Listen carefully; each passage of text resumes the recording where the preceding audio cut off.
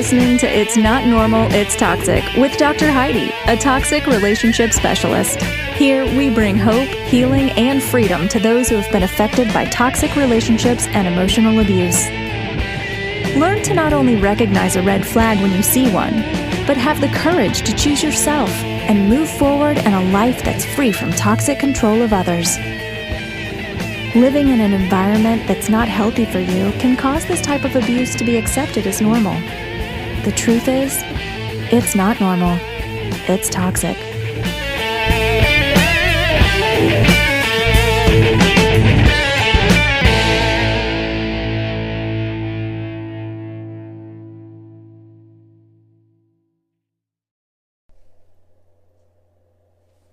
Hey, welcome back, everybody. This is Dr. Heidi, and you're listening to It's Not Normal, It's Toxic, Rid Your Life of Toxic People.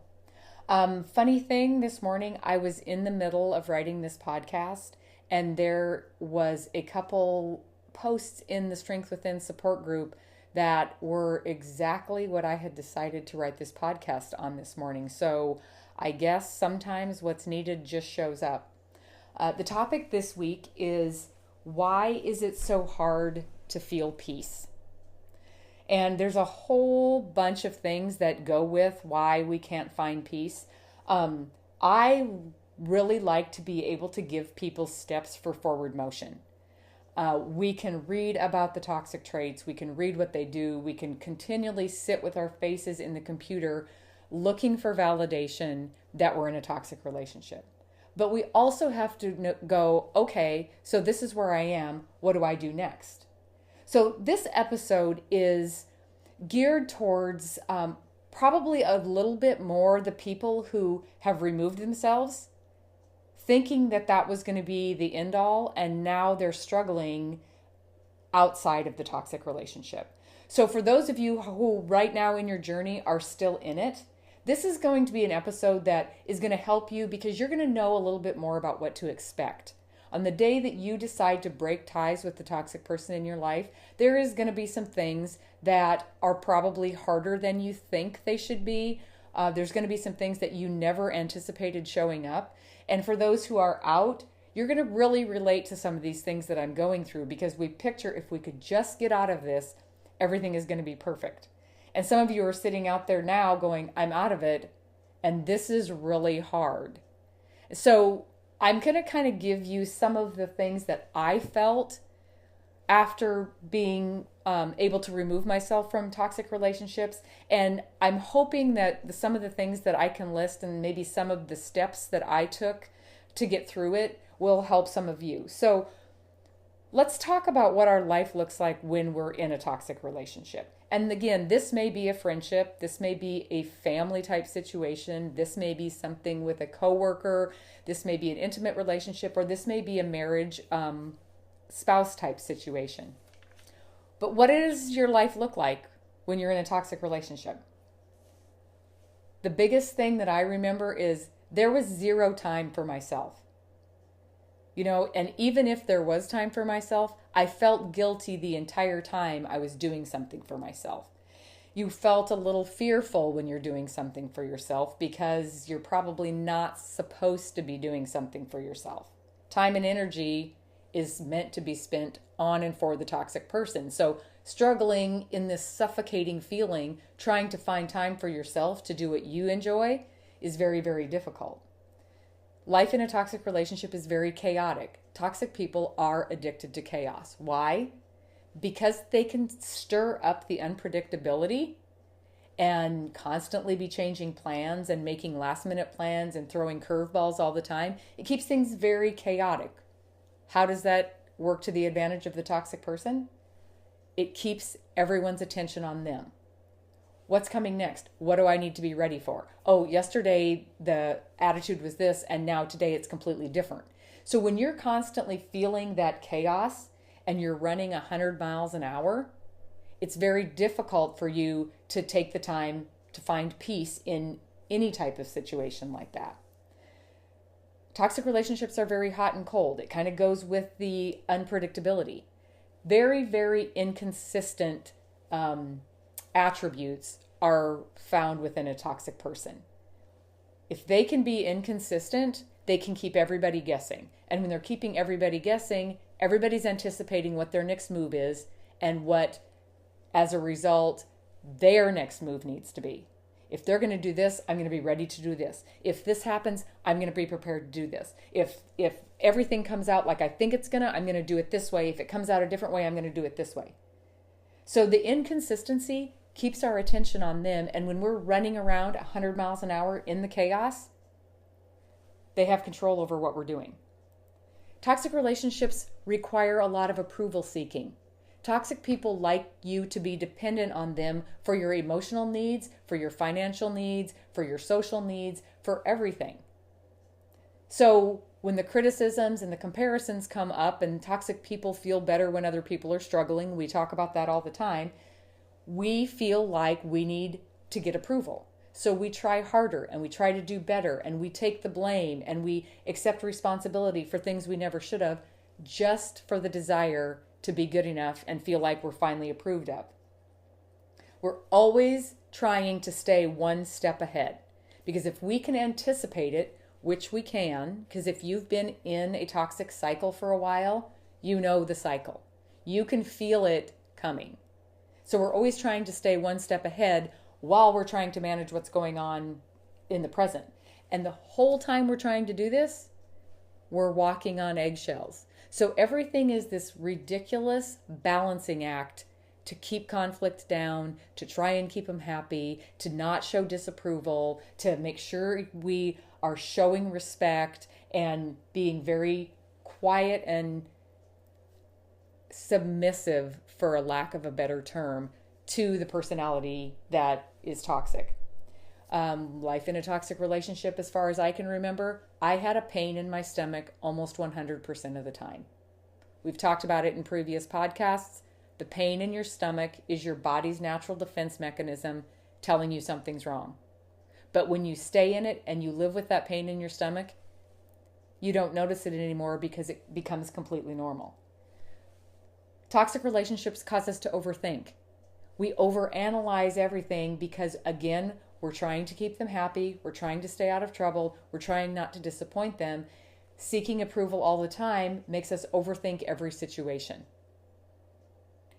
Toxic people also don't tell us the whole story. So it causes us to overthink to try and fill in the gaps. And then when we overthink and we have something incorrect, then they can deflect onto us that we're overreacting or that we're too sensitive. Life in a toxic relationship instills fear. Not only fear of the toxic person, but fear to trust yourself. Fear that you're making the right decisions for you. Fear that you're not going to make them mad. The decision-making part of the toxic relationship is one of the things that keeps you dependent on them. If they criticize your decisions or make sure that you know every decision you make is wrong, even down to the littlest decisions, you will quit making decisions. You will allow somebody else to make your decisions. You find yourself bending over backwards for no reason.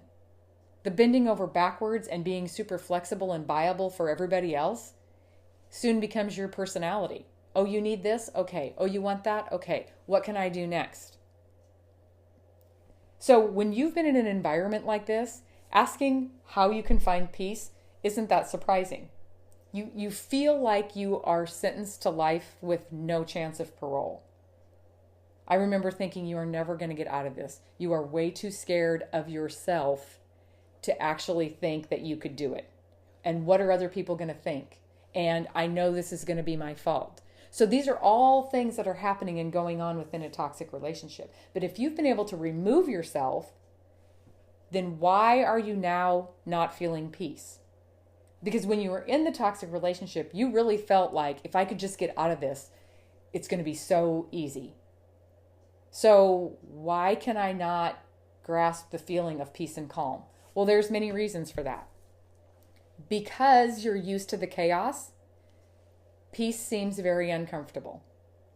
And this is something that I had to learn. You know, I was out of the toxic relationship. I was in a safe place. Felt like I was happy.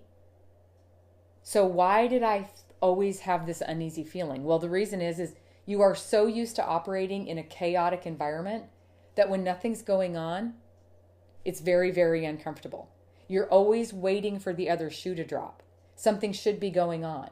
What's coming down the pipe next? And when you're living in, you're in your new little apartment, or you're in a safe place, or you're out into maybe a new relationship or a new friendship, or you've already moved to a new job, why are you still feeling so uncomfortable? Because you've left that toxic person and you're really trying to get away from them. So why is it so upsetting when there's quietness around? Truth is, they have trained you to live in chaos.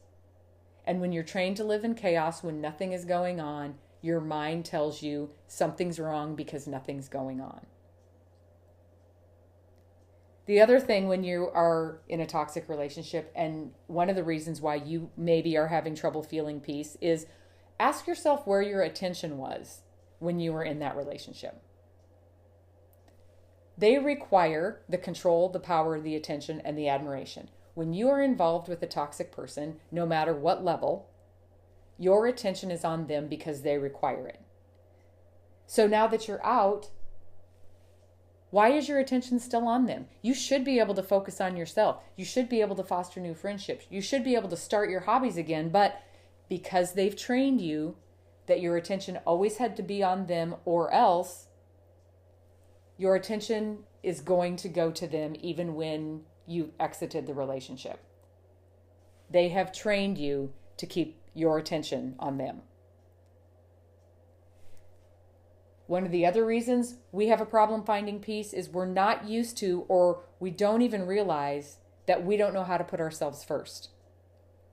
We have put ourselves last on the list for so long that we don't even realize we're doing it.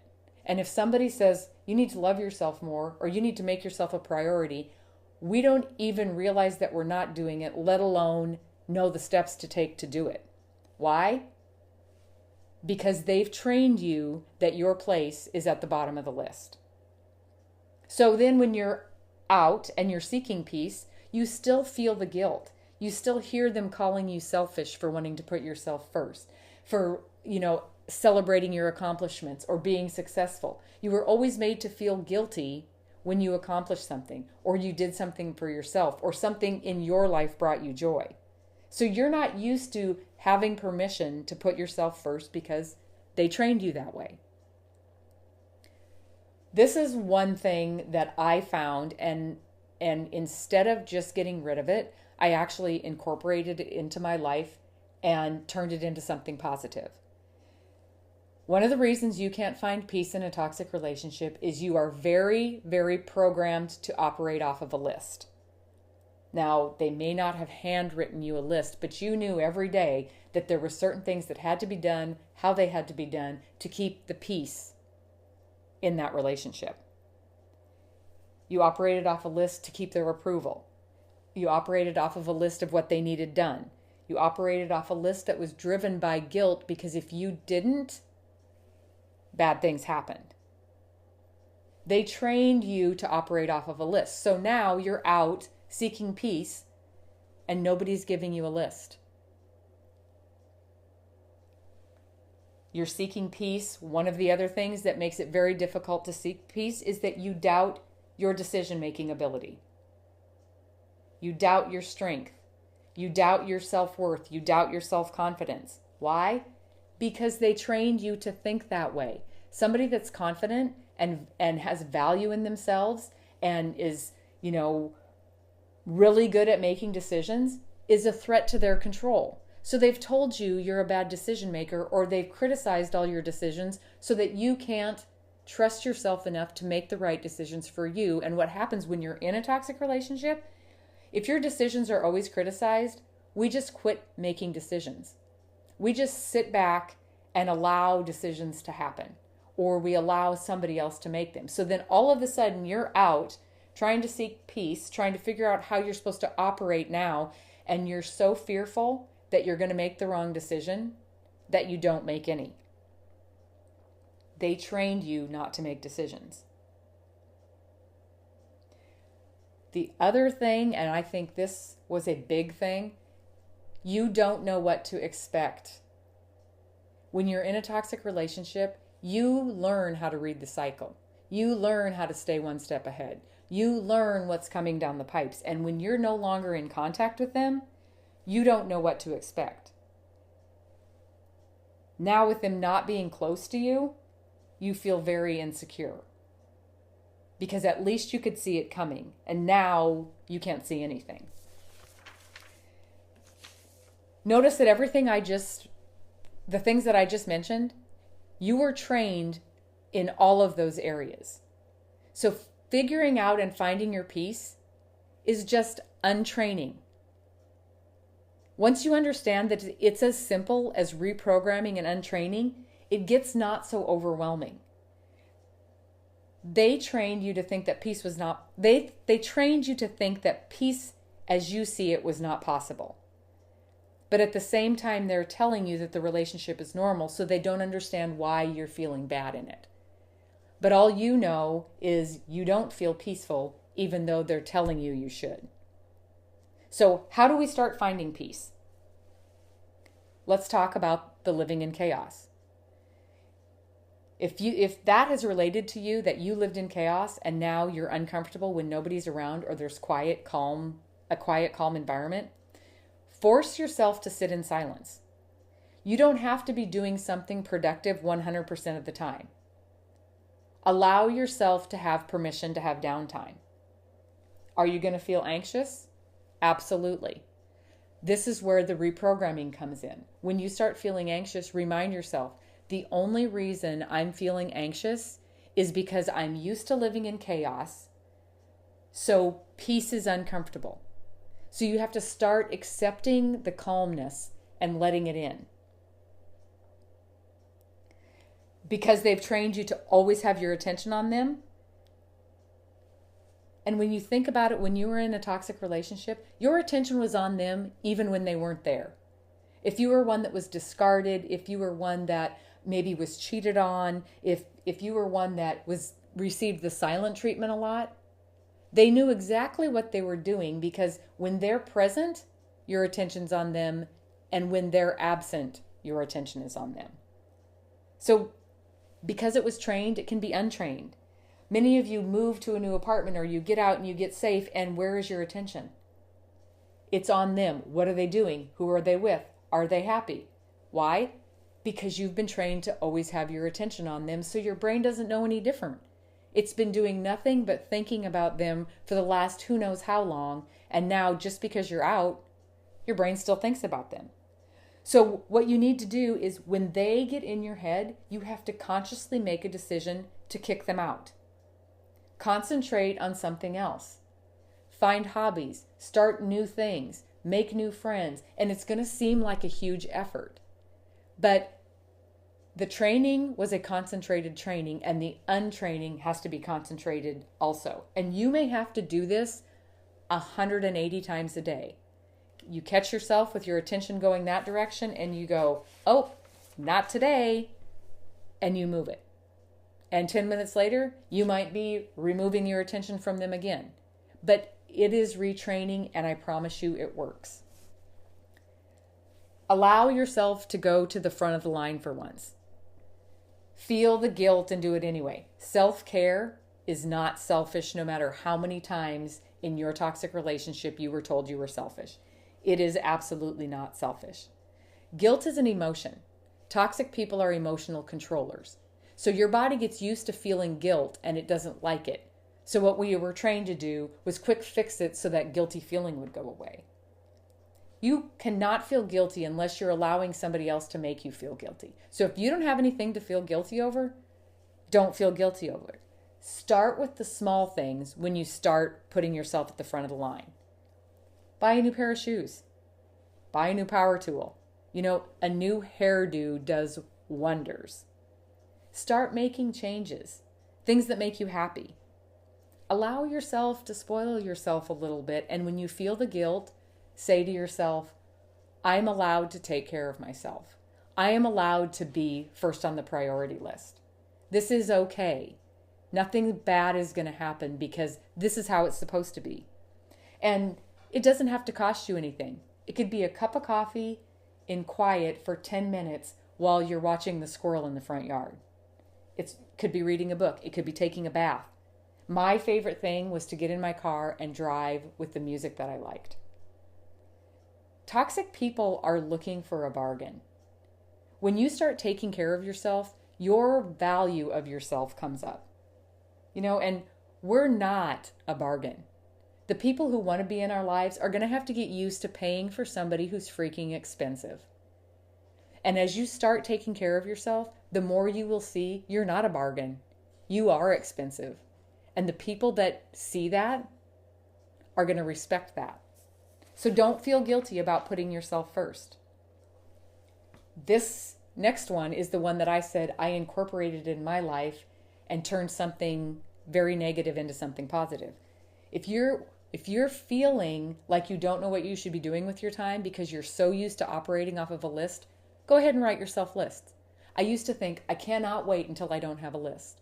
But then I really didn't know how to function because I had been so trained to operate off of a list of expectations or a list of duties that needed to be done that I didn't know where to start.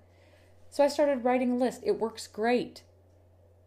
And it's a safe balance for you to feel accomplished. You're already used to checking boxes off. But this time you're checking boxes off of the things that you've made a priority. The feeling of checking your own boxes off is a good feeling. It's a feeling of self-accomplishment. It adds to your value. It adds to your confidence. It adds to your self-worth. And it's much better than when you're checking off the things on somebody else's to-do list. That doesn't make you feel valuable. That makes you feel used. Toxic people make us doubt ourselves. It gives them an immense amount of power and control if you don't have the ability to trust yourself in your decisions. Now, I am the first to tell you that change is fearful, but I am also the first to tell you that overcoming fear is where you find your freedom. So if you're one that feels like you are stuck, you can't find peace because you have all these decisions to make and you don't know how to start making them, we don't start with the big decisions. We start with the little decisions. And a lot of times I'll have my clients do this. Go to the grocery store. Buy a different brand of everything that you normally buy. You're still buying the same thing. You're just buying a different brand. Because if you get home and you don't like it, throw it away and go back to the store and buy the other one.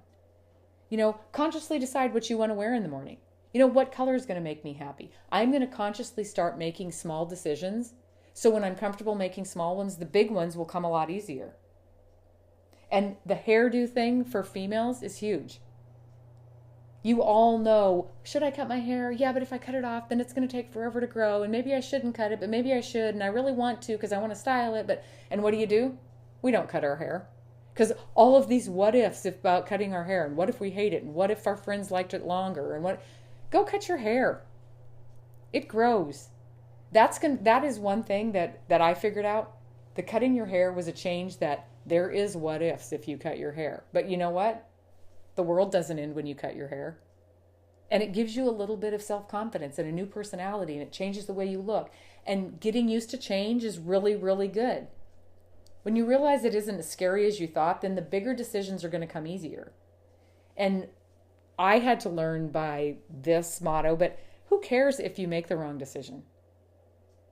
Is there even really a wrong decision? If you make something that feels like the wrong decision, you just make another one. I've had to figure out that it's not really failing. You're just changing directions. It's just, that didn't work. What should we do next? So don't be scared of making decisions because you can always make another one. You are also in your journey for peace. You are also still probably very bonded to this person. We invest emotions into relationships. So just to cut off the caring and to cut off the worry and to cut off the feeling sorry for them is a way that they bond us to them. You're bonded to them for survival when you're in a toxic relationship. And so away from them, it's very scary. But remember this. You could not control what they said or did when you were in the toxic relationship. So don't expect to control what they say or do now that you have removed yourself and you're seeking your peace. We have to accept them for who they are and take them out of our life. The only thing we can control is what we do and where we move forward from this. Let them be themselves while you move on to the fantastic journey of discovering who you are and who you were supposed to be and finding peace and happiness. You are an amazing person if you have survived the turmoil of a toxic relationship. And I promise you, if you survived in it, you are going to survive and you are going to thrive out of it. I believe in every single one of you. No matter where you are in your journey, whether you're still seeking to remove yourself or you've removed yourself and you're seeking peace, do not look backwards. You are not going that direction. You are going the other direction. The definition of peace is freedom from disturbance. If you start putting yourself first and understanding why you're feeling the way you are, why you're feeling uncomfortable when there's not chaos, why you're feeling the fear of making decisions, why you're worried about what they're doing. If you start putting yourself first and understanding those things, you don't have to worry about finding peace. Peace is going to find you.